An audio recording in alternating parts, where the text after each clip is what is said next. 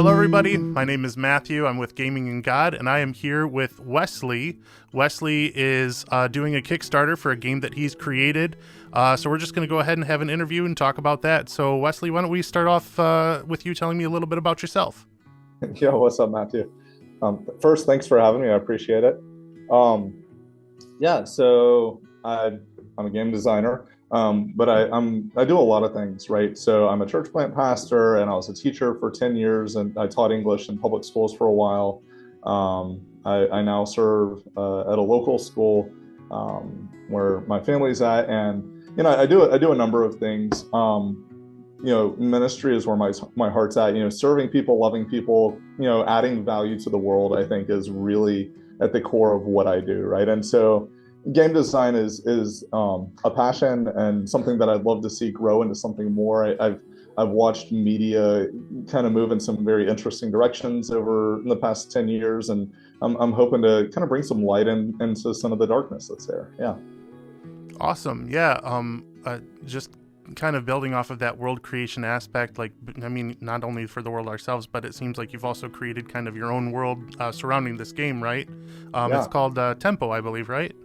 It is, yeah. And there's that heart of, we're created in the image of our creator, and we're created to create, right? And so there's something about me that just enjoys doing that. Authors throughout history have done things of this ilk, right? Fiction writers and whatnot. And so, yeah, Tempo is the name of the world that I'm building in, and it's short for temporary, obviously, right? And there's definitely flavor there. Yeah.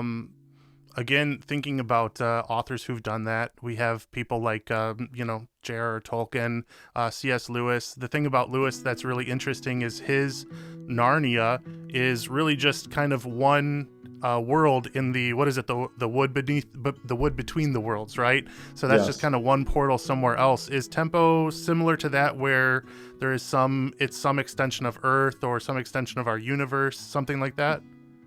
Yeah. From a writing standpoint, and this is one of the biggest fictional leaps I had to make, especially as it pertains to thinking about like apocalyptic kind of thinking, right? Is I just said, you know what, I'm gonna do something a little more fantastical here. It is straight up fiction, and it's future Earth essentially, right? So we're looking out, 100-something years, and we're looking at a world where the concept of post-apocalypse has become cliche. You'll hear me say that a lot when I talk about the world of Tempo, and it's not unlike the world we currently live in. And so you'll see some of that parallel kind of flavor there, right? Because in a lot of ways we are living in I'm trying to think about the best way to put it. It's like 2020. One bad thing after another would happen, and people would post those memes about like, oh no, what was it, like the murder hornets. Those the murder hornets are, I didn't have that on my bingo card for 2020, right? And so like it's this idea like it's post-apocalyptic, not literally, right? Obviously, from a theological standpoint, but from kind of a emotional standpoint, right? We're living in this world that feels very dystopic and very kind of torn asunder, and people are recovering and they're reeling at the same time, and they're like, how do we get our lives into a place of something? And Yeah. It almost reminds me of the book of Ecclesiastes, right, where like everything is kind of ended with hevel, everything is hevel, and just as you're saying, like the world is tempo, short for temporary, right? It's this future dystopian, like everything is just almost feels throwaway in a sense, right? Like compared to the worship that we should be doing, right? So everything is ultimately temporary, right? I know that with this world of Tempo, this is not your first foray into it, right? It hasn't been you just kind of sitting back in some dark corner thinking about this world and now I have a game, right? This game is going to be actually an expansion, but not only is it an expansion of a previous game, but I know you also have a novella out, and I think even another game set in the Tempo universe, correct? Yeah, this isn't like Tolkien, right? Tolkien, developed these books in his brain and these languages in his notebooks, and right, like that was his life. And then eventually, like, he was no more, and all of a sudden here's his work. I mean, that's not a fair depiction. Obviously, he had some fame in his own right, but during his lifetime, but there's still kind of that mythos about him, right, in that regard. And so, no, this is not my first foray. So, it started with a card game called Empyrean Hero. It was a game that I'd been playing a lot of PS4 at the time, and I was, just been a gamer like my entire life, right? Into video games, and I had a next door neighbor who was kind of reclusive, and dealt with some really hard things. And I was like, man, like I got to create something that'll help us to connect and like give them something to do. And so I was like, hey, you want to come over and play test this card game idea that I've been playing with, right? And so I created this game called Empyrean Hero, and he play tested it. And the first play test was like a 3-hour game. It was terrible. I ended up cutting it down to about 45 minutes, and and he inevitably passed away. And but several hundred playtests later, the game actually came to life, which was awesome. And so that was kind of, and I actually put him in the game, and I'm not going to disclose which character he is because of personal reasons, but ultimately that was that. So Empyrean Hero, you've got these characters, they're heroes, and they're basically ordinary humans that have encountered what's called the river. And you can see some kind of allegory just in the name it alone. But one of those apocalyptic events was there were these volcanoes that erupt around the world, right? And what comes oozing out of them is called the flux. At least that's what most of society kind of perceives them as, right? And so it's like this lava, right? And it's all over the place, and it's like ruined cities, and like just everything is destroyed, which it's already destroyed anyway. So it just adds on to the whole mess of other things that are already happening, including like a one-day war and lots of other stuff. Disease where, I won't go there. But there's this idea, right, of these heroes, and there are people that have encountered the flux, which turns out to be a river of life, right? They have to die to themselves in order to come to life, right? And in that life, they gain these new kind of abilities, right? And they're absolutely immersed in the river, and they gain these new abilities, and like the game is about these heroes in training, right? So then I've also got, alongside that first game, a book that I had already started developing. And so that initial game, that training battle scene actually shows up in my book, right? So the book is called The Empyrean Call, Isaac's Story. And it follows this character, and it opens up with him being like this old dude with like a robotic arm, right? But it only opens up like that for a short second, and then all of a sudden it delves into him telling about his story, right? And how he encountered the river, and how things came to be, right? And you see this concept of him starting as a market man, which is essentially a tax collector in a market that is developed in the ruins of a city, because people that are ground dwellers essentially, right, need a place and a way to survive. And so they create this economy living in the city of Plaka. Well, in the book, he's not in Plaka. I'm pretty sure he's in Rochester, but in the game, The Market, which is kind of a parallel city scenario, they are in the city of Plaka, which is in Greece, right? And so, but in Isaac's story, right, he's a tax collector walking through the streets collecting things. He witnesses a miracle, right? And he sees this thing, and it's like this little girl is completely healed, and she takes off, and the old guy that heals her runs off into an alley, and he's like, what am I supposed to do with that, right? And so like there's these thugs that like walk up, these corrupt government officials who are like, hey, you're wanted for murder, come with us, right? And he's like, I'm taking off down the alleys, right? He ends up encountering the flux, and it turns into a river. He is gifted with some abilities. There's another game kind of based on the running through the alley scenario that I have in the works. We'll see if it comes to fruition. But that's where the concept of my base game for this expansion comes from. So the original game was The Market, a pocket game. The Market is a short filler game, and it's based on his experience in the town, except maybe not his, but a similar scenario, right? Yeah, and speaking of The Market, the pocket game there, filler game though it may be, on Board Game Geek it has a 7.8. I just checked today. A 7.8 on Board Game Geek is virtually unheard of for most games. I mean, a 7 is a very high score on there. If you're near the 8 territory, we're talking about like, some of the best games that are out there. I mean, this is Yeah. not what is, I think Monopoly has, I think, like a 2 or a 3 or something like that on Board Game Geek. So obviously this game has it's been played enough to earn a rating, and a very high rating at that. So first of all, congratulations on getting a 7.8 on Board Game Geek. That's really really admirable, just to say the least, especially for a quick game. You know what I mean? But that's also a really needed thing. Filler games are great on board game nights when you got 3 or 4 kind of bigger games, and to have something come up in the just come up between while you're kind of packing up one game and somebody else is getting out the other. It's good to play something in the meantime. So speaking on that, this is an expansion to that. So first of all, do you need the original market game to be able to play the expansion, or are they standalone? Yeah, no, that's a great question. So the expansion definitely requires the original. It's not a standalone by itself.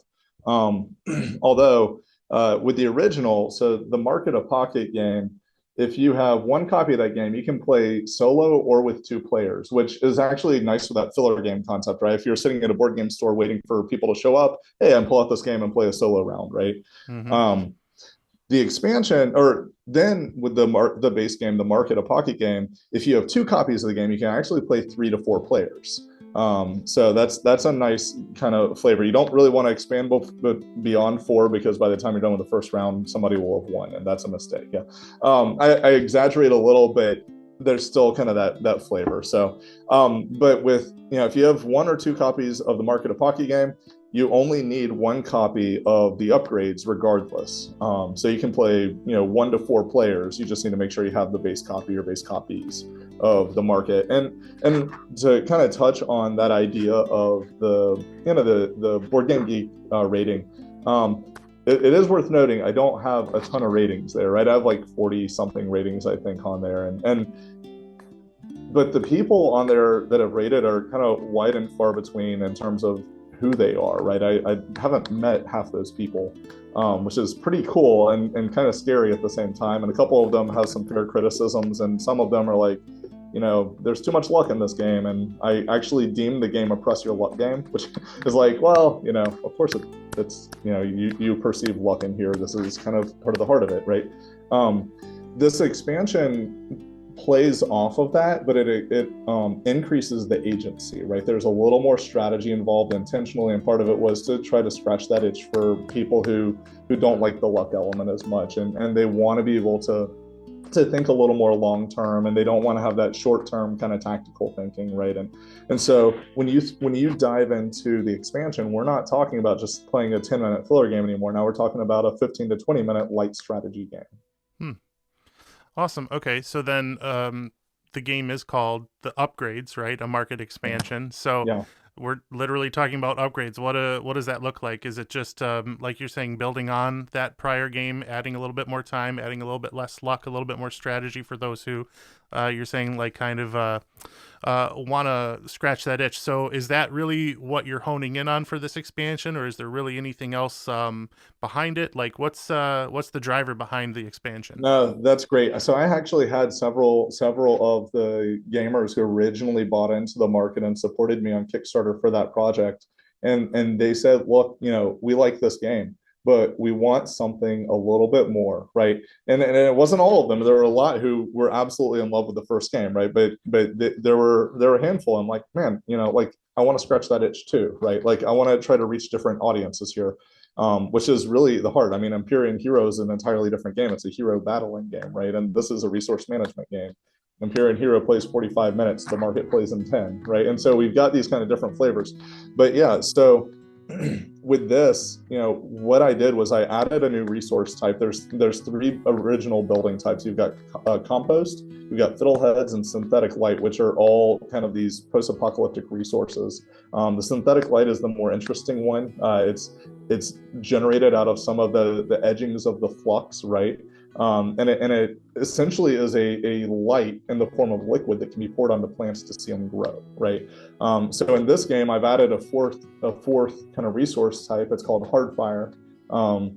and it plays differently than others. The other three you can just kind of gather on occasion. Hardfire you have to trade for though, right? And so it becomes a little more costly to make it happen. But if you play the mechanic right, you can use it to your benefit. I've also added new I guess like legendary equipment, if you will, right to the game. So there's these four different piles. One is like canes. One are what are called darts, which are essentially like you might consider them to be like pod racing kind of things from Star Wars or something. I don't know. I've just come up with a kind of a reference point, right? Sure. And there's like kind of like a scarf looking thing that's you can level up, and there's a fourth one. But with these different kind of items, there's these four different piles. You buy the cheap one, right? But then you can exchange the cheap one, right, for a level up and upgrade, if you will, right? And who doesn't love collecting loot and then leveling it up, right? Like that's just like the epitome of gamer mentality. And so I was just like, you know what,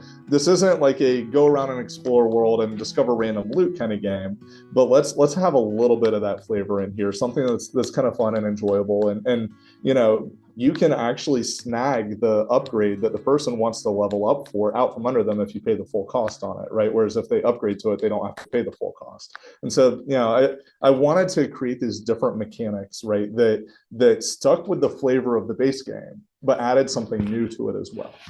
Yeah, right. I think that's really wise to take the feedback that you've gotten and build. Like that's smart. I think that's really exciting too. Just adding some more resources, adding a little bit more intentionality for those players who want it that way, right? I know for the original Market Pocket game, you had talked about how you did a lot of play testing with your neighbor. How much play testing went into this game, and what kind of feedback have you gotten from it? Yeah, no, it's been awesome. This game was ready over a year ago. Let's put it that way. I've spent a couple of years working on this one.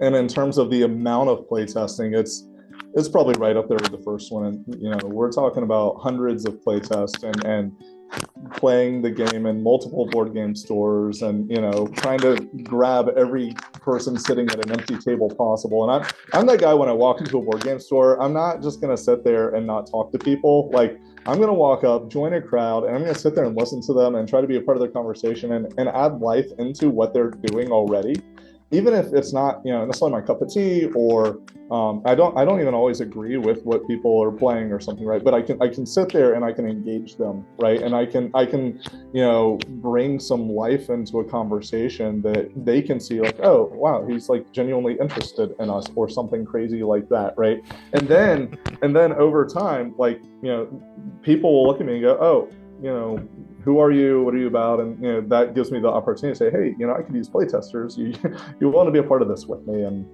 they'll often sit down with me, and yeah, it's just a ton of fun. Yeah, no, absolutely. So have you gotten kind of the feedback you were hoping for this expansion? Oh yeah, Based off of prior feedback? Oh no, that's okay.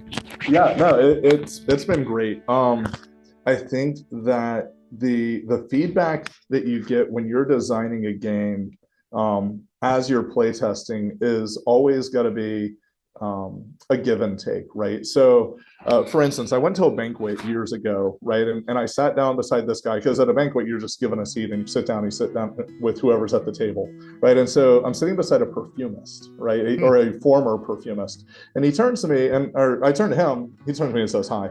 I say, hey, how's it going? And I go, what do you do for a living, or what did you do? And he goes, well, I was a perfumist. And I go, oh, that's cool. And I said, tell me one interesting thing about being a perfumist. He says, well, and this is a story I will never forget. He said, in being a perfumist, you create a scent either for yourself or for everybody else. But if you can find one that you and they like, that's where you found your sweet spot. And I would say that game design is similar. And so that's what I do with my playtest. Over the course of my playtest, I have my initial ideas, but initial ideas are only so effective, right? You don't want to publish something or manufacture something and put it in people's hands that other people aren't going to like and only you like, right? That's not fun, right? And so you want to take the feedback. So when you ask what's the feedback I received, initially the feedback was, you've got this and this and this that you could do with it, right? But I'm at the point where people are playing the game when they do, they do demos for me, or they enjoy the demos that I give them, rather, right? they take that and they're just like, wow, this is great. Where can we get it, right? And so things have shifted pretty dramatically. I'm really excited to get more feedback on my solo mode for this, from more solo gamers. I've had enough that have like worked out all the tweaks and like have really, they've really kind of gotten into the nitty gritty of it and enjoyed it. But it is a lot easier to find groups of people than it is to find solo players, I think. Especially if you're demoing, because you're like, oh, here, let me sit with you while you play a solo mode. That can be kind of awkward, right? And so, Sure. like, I've had people who've played in and we've done the solo mode and it's been great and they've enjoyed it. But there's always this thing in me that wonders, like, okay, but can I reach that neighbor of mine, that was a little more reclusive? Can I reach him with my game? Right? Can I connect with him and say, hey, I have taken this game that you tried before. You thought it was maybe not enough strategy and not enough thinky, and I've added more strategy. I've added more agency, and I actually think that this expansion brings a lot to the original solo game, and I did that intentionally. So Yeah. Awesome. So, I mean, the heart of the interview, right, is Kickstarter. I know just in a couple days from today, February 23rd, correct, is the day? Yeah, I'm excited. Yeah, that's awesome. This isn't your first time doing crowdfunding, though, right? You did it for your previous two games, and I think as well for the novella, correct? Yep, I did it for all three. This one scares me a little. So I've set a challenging number for myself. I'm aiming for about $12,000 as my goal. Honestly, I'd really like to hit about 15 to feel comfortable. We'll see what. On my first Kickstarter, I aimed for a much smaller number, and I hit about $8,500, which was like 200 or 300% more than what I had asked for. That was on Empyrean Hero. The market, it hit about 6,500. I had been shooting for about 4,500 on that.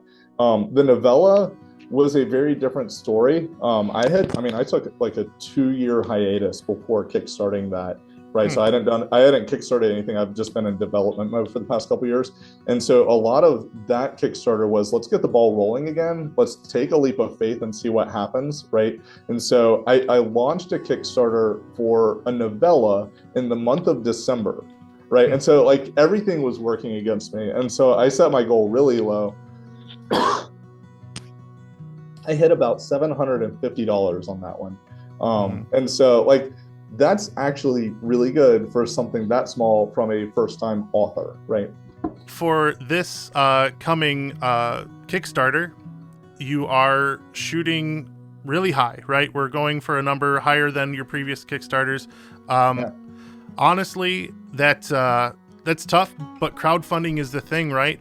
I'm wondering, though, you're always building on the world, right? You're trying to draw people into that world more. So I think there's a lot of wisdom. I'm just some guy interviewing, right? So I don't really know everything, all the ins and outs of it, but I think it makes sense to be able to take something so huge, rein it into a small coffee table game, right? So that original The Market Pocket game, I think it's a good entryway to kind of get your foot in the door. Like you said, though, that was a few years ago. And then there was the Empyrean game as well. That was a few years ago. We also have that novella that was that a year ago, 2 years ago? That was just this past December. Just this last December. Okay. So now we're moving into on the upgrades, which is literally an expansion for the Market Pocket game. So I'm new to this. I love crowdfunding. I am embarrassed to show you how many games I've crowdfunded over the last several years. But am I able to take a deep dive, a full dive into the world of Tempo with this Kickstarter? Yeah, so this is a great question. So I would say that with this Kickstarter, you're going to be able to get the Market a Pocket game. You'll be able to get the upgrades, the expansion for the Market, right? And then you'll also be able to go ahead and pre-order the novella, essentially, right? Because it's the novella is in a place where it's going through the editing mode, right? And then I'm almost done with that editing phase, and then I've got a few more pieces of content regarding that I have to produce that were part of the rewards, including an audio version of it, right? And so I want to make sure that I've got all that out there. One of the things that's worth noting here is that Empyrean Hero is not being sold as a part of this Kickstarter, right? And so and with that, there will be there are plans, right, to move a little bit further with Empyrean Hero in the future as well. So, but a lot of that honestly hangs on this Kickstarter, right? Because there's an emotional part of being a project creator that looks at it and says like, you know, I'm trying to move forward, I'm trying to press forward, but I really want to make this into a business and not just a hobby, right? I want to see the ability to produce media, right, that is of quality and that people are like, yes, we're going to come back time and time and time again. We want to see this world grow. We want to see something exciting happen, right? And that's what I'm aiming for here. Yeah. Yeah, I know we were talking before we started recording the interview. One thing that I feel very passionately about myself is we are Christians. We have the Holy Spirit dwelling in us. We should make some amazing content, some amazing material, some amazing games, an amazing world, right? That people can fall into. So, on that note, I know there are definitely allusions to Christian elements in the world of Tempo. So, how does your own Christian faith guide the way that you world create or the way that you game create? Yeah, that's so much fun. So I want to look at a couple of authors that people will recognize first, so that'll make it a little easier to understand. So you were asking about C.S. Lewis and that kind of world between worlds kind of concept, or behind the the wardrobe or whatever, and then there's like, and he's very kind of direct Christian allegory, right? It's you know, in Lion, Witch, and the Wardrobe, it is the story of the Christ, right? And then when you look at Tolkien, his is much less overt, right? His is, you know, you can see some parallels, but then sort of not, and it kind of weaves in and out, you know, on occasion. And so what I try to do, at least with this particular endeavor, right, at least with the world of Tempo, is I want it to be more of more allegorical in the sense of kind of the modern Christian walk, or even there's also almost just kind of this human element to it piece as well, that people across the board can relate to, Christian or not Christian. For me, there's obviously this idea of kind of like Plato's allegory of the cave, you know, the reference here, right, of being kind of in this cave of darkness and being pulled out of it into the light, and you're awake, and then you kind of have to go back into the cave and share it with people who don't want to hear what you have to say, right? And that's there's that element is very much a part of the world that I'm building. Is, you know, there are these ordinary citizens who are dragged kicking and screaming out of their kind of ordinary lives that are falling apart, right? And they are filled with the river, which also happens to exist all around them, which also happens to exist outside of Tempo, right? And eternity itself, right? And so there's this idea of seeing a lot of kind of that modern, I don't want to say dispensation of the Spirit, but for the dispensationalists, they can look at it that way, right? Or, you know, if you're you know, into some other form of theology, right? There's that kind of time that we're living in, right?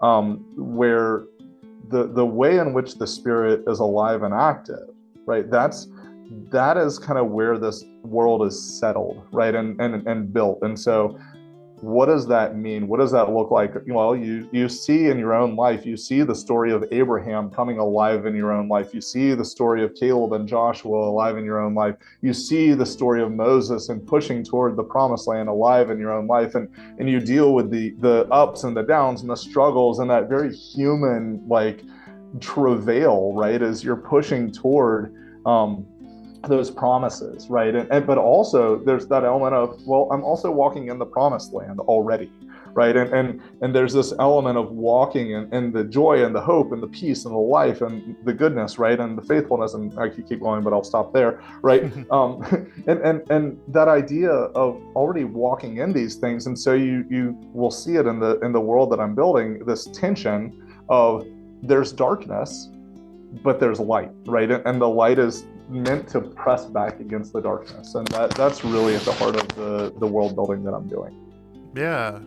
I think there's a lot of intent behind that, which is always important when you're creating an entire world, let alone, all these. I mean, I hate to use the word products, but I mean supplementary products that are in support of that world. I mean, another word that you said that really struck me is the human element, right?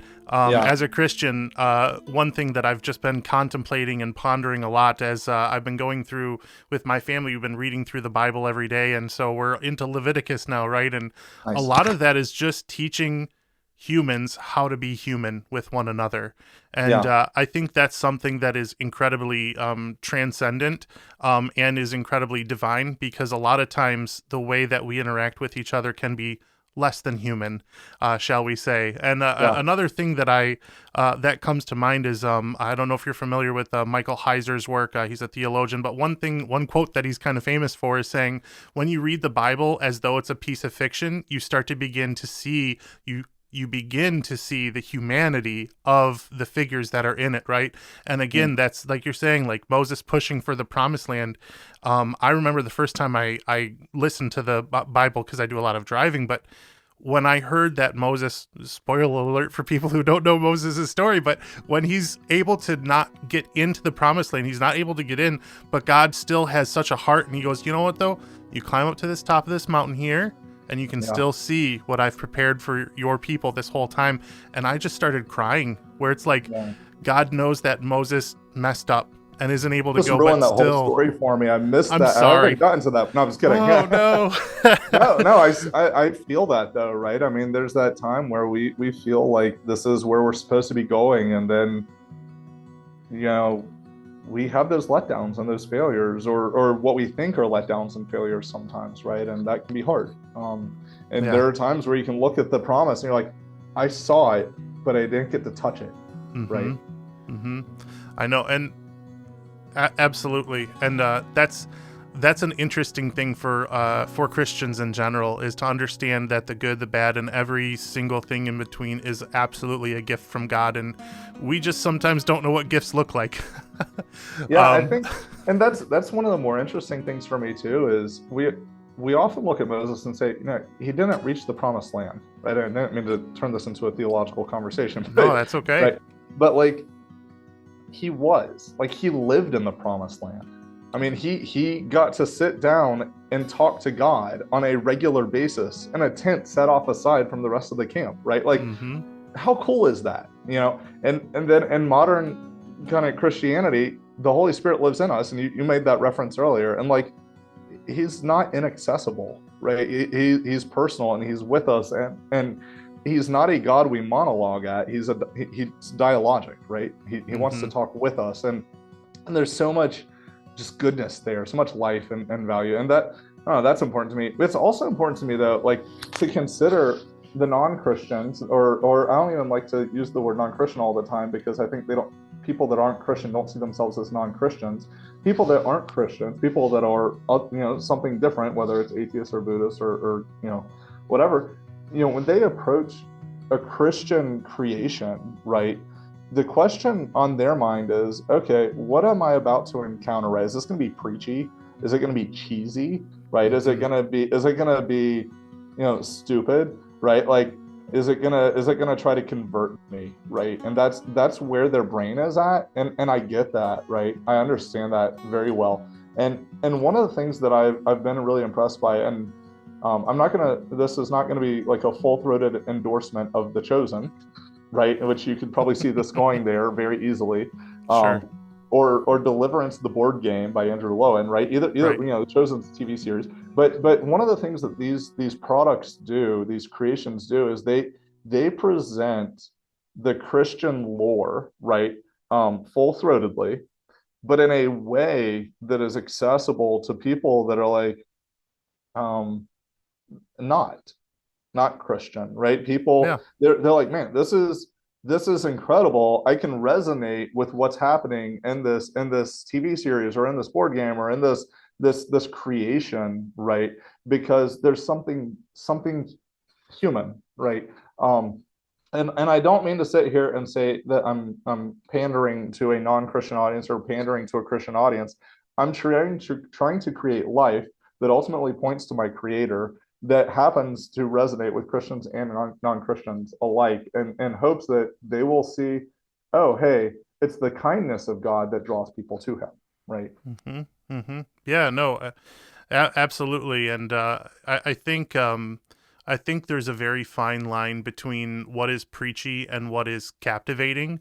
Yeah. And I mean, even we'll say being on the other side, being a Christian, sometimes when I feel like I'm being preached at, it still feels weird. Yeah. You don't need to sell me on Jesus. I Yeah. shouldn't have to be sold on him, right? I should just be compelled to follow. Mm.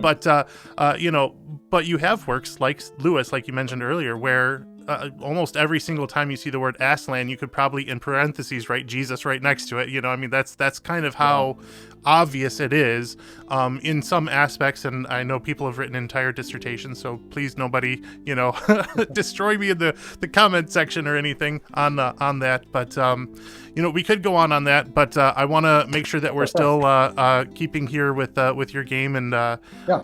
I'm very excited about it. I am familiar with Andrew Lowen's game. I have it. I have the only thing I didn't get in the whole thing was a t-shirt, I think, because I was just like, I have a lot of t-shirts. But so, I have all the nice standees. I've got the minis.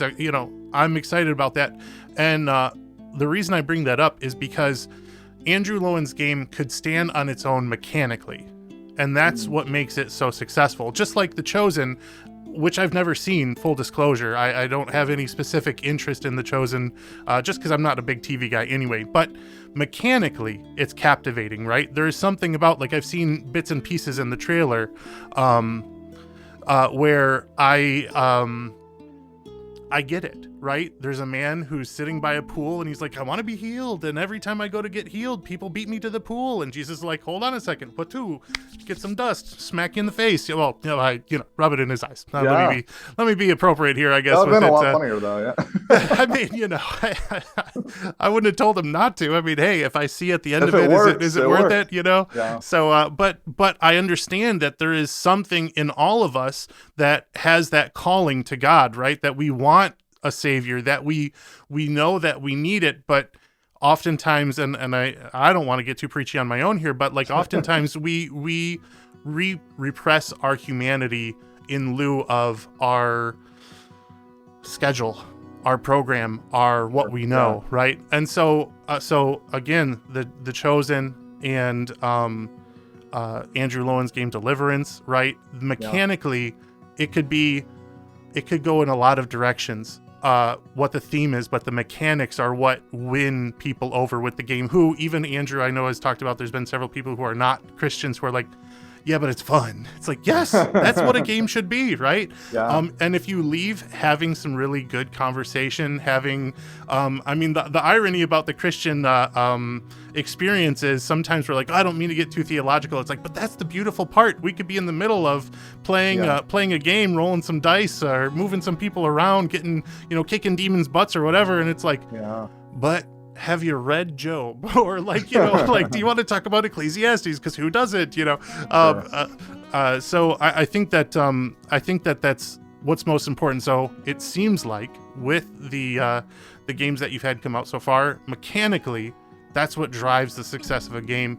I mean, obviously having a big company that can put a lot of money into advertising, it helps as well.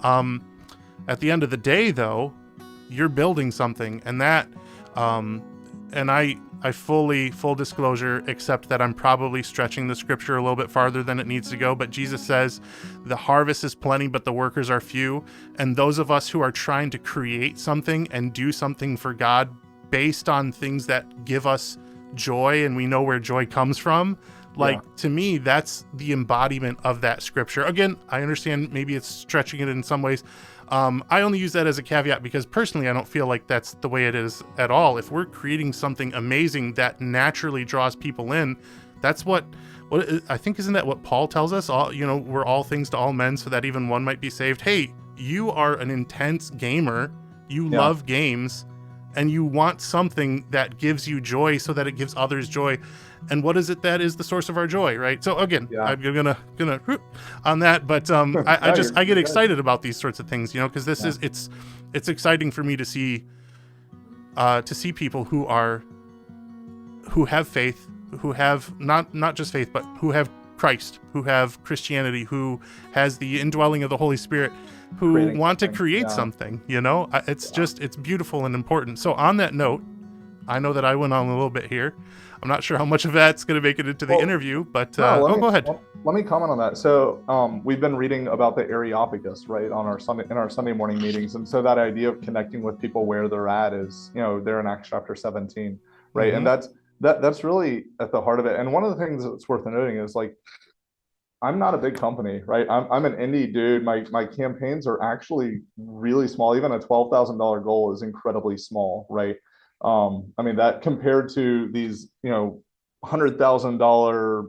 Kickstarters that are out there that people have created. And I'm just like, I just want to, like, touch a little bit, but it's that idea of, like, hey, I want to support, like, indie people and, like, this kind of small mindset, not small minded, right, but the people like me who come kind of from a place of not having a lot to work with, and let's build relationships and connect and hopefully build something that's much bigger than ourselves, right? And that's really the heart of what I'm aiming for.